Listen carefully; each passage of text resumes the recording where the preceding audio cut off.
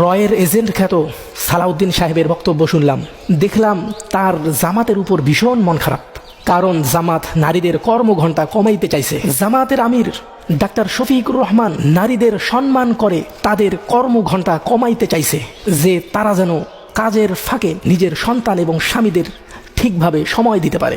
আর চাঁদাবাজদের leader Salauddin সাহেব এই কথা উল্টাইয়া জনগণকে বোঝাচ্ছে যে জামাত ক্ষমতায় গেলে নারীদের ঘরবন্দি করে রাখবে।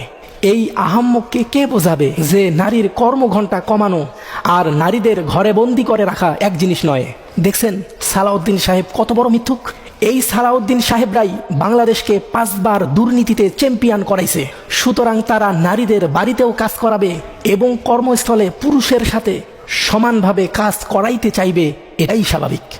এখন আগামীতে নারীরাই ডিসিশন নিবে তারা পুনরায় এই দুর্নীতিবাজদের বাংলাদেশে দুর্নীতি করার সুযোগ দিবে, নাকি কর্মস্থলে 8 ঘন্টার জায়গায় 5 ঘন্টা কাজ করে স্বামী সন্তানকে সময় দিবে। মনে রাখবেন, 5 ঘন্টা কাজ করে বেতন কিন্তু 8 ঘন্টারই পাবেন।